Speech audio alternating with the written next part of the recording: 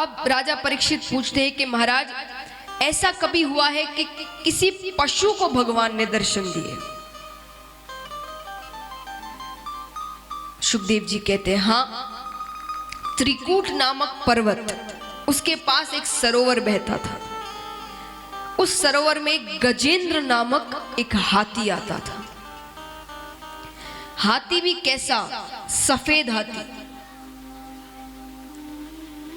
और इतना बलशाली कि उसके सुगंध से, देखना तो सामने दूर की बात है, उसके सुगंध से शेर जैसा हिंसक पशु भी डरकर भाग जाए, केवल सुगंध से। ऐसा हाथी। वो अपने परिवार के साथ उस सरोवर में आता है। पत्नी है, बच्चे हैं, खेल कर रहे हैं, क्रीड़ा कर रहे हैं। कभी वो सूंड में पानी भरे, बच्चों की ओर फेंके, बच्चे नाचने लग जाए। कभी पानी भरकर पत्नी की ओर फेंके, पत्नी शर्मा जाए। इन सब के बीच पानी में अचानक एक ग्राह आता है। ग्राह यानी मगरमच्छ। आकर उसने गजेंद्र के पैरों को पकड़ा। अब गजेंद्र विचार कर रहा है कि ये छोटा सा ग्राह मेरा क्या बिगाड़ लेगा, मैं इतना बड़ा गजेंद्र। ग्राह यानी काल, गजेंद्र यानी हम, जीव। काल सबसे पहले आकर पैरों को ही पकड़ता है। हम कहते ना पैरों में दर्द रहने लग गया है, अब सीढ़ी नहीं चढ़ सकते, घुटनों में दर्द होता है। समझ लेना काल ने पैरों को पकड़ लिया है, अब संभल जाओ। पर हम नहीं संभलते, हम गजेंद्र जैसे करते हैं कि ये मेरा क्या बिगाड़ लेगा। कई समय तक युद्ध चलता है, पर अब यहां पर पानी में ग्राहक की तो शक्ति बढ़ रही है क्योंकि वो पानी का पशु है, और गजेंद्र की शक्ति कम होती जा रही है, वो थकता जा रहा है पानी के अंदर।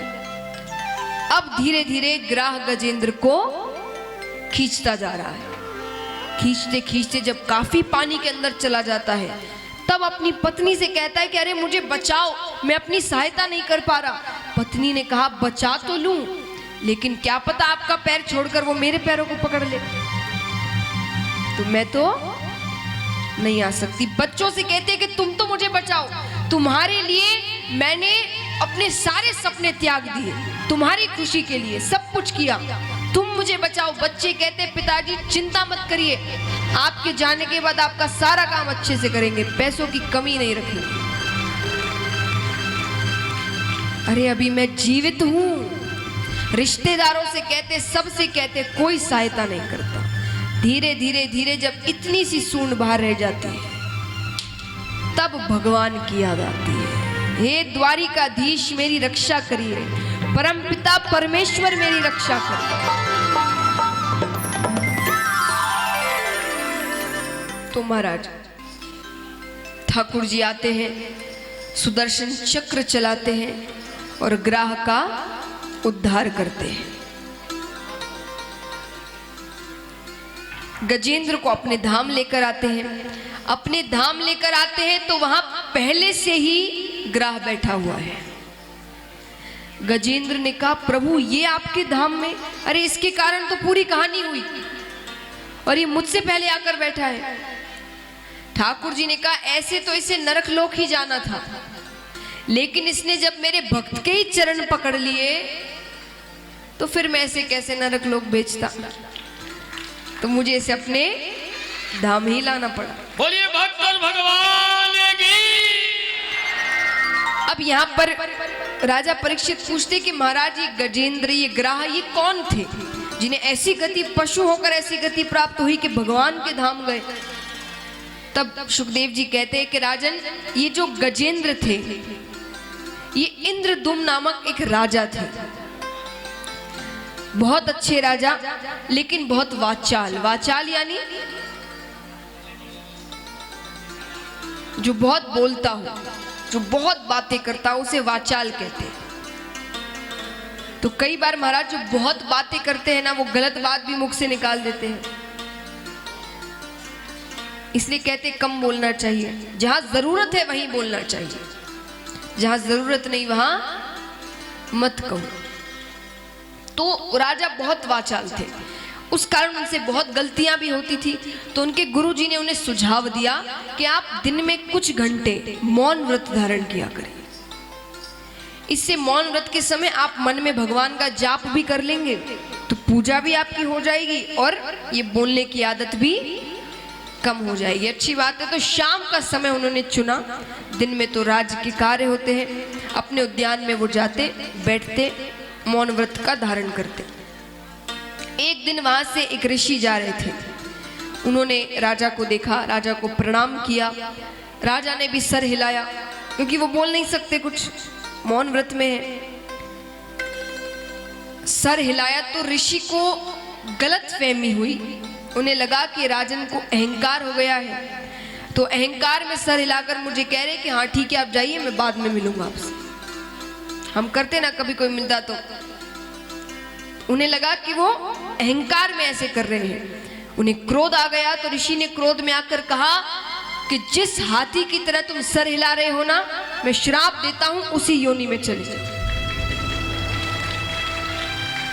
अब यहां मौन व्रत जब टूटता है तब राजा उन्हें सच्चाई बताते हैं कि मैं तो गुरु की आज्ञा का पालन कर रहा था, उन्होंने मुझे कहा था मौन व्रत करने को, आपने मुझे श्राप दे दिया। ऋषि कहते हैं ठीक है, श्राप को तो नहीं टाल सकते, पर तुम्हारा उद्धार करने खुद भगवान आए, तुम्हें अपने धाम लेकर जाए। और बोले ये ग्राह कौन था? ग्राह उतुर नामक एक गंधर्व था। इसी सरोवर में अपने परिवार के साथ वो आया था। सरोवर के बीच खड़े होकर एक ऋषि तपस्या कर रहे थे। उसने अपने बच्चों से कहा कि देखना अभी मैं कुछ करूंगा, उससे जो ऋषि खड़े हैं ना ये डर के मारे जोर से उछलेंगे, तुम्हें बड़ा मजा आएगा। बच्चों को हंसाने के लिए, प्रसन्न करने के लिए तो पानी के अंदर वो जाते हैं और जाकर पानी के अंदर से उन्होंने ऋषि के पैर पकड़ लिए। अब ऋषि को लगा कि कोई पशु इत्यादि जल का कोई पशु है, वो डर गए, डर के जोर से उछले। कमंडल कहीं जाकर गिरा, वो कहीं जाकर गिरे। जब थोड़े संभले तो देख रहे हैं कि सामने वो बच्चे हंस रहे हैं उन पर। उन्हें क्रोध आ गया।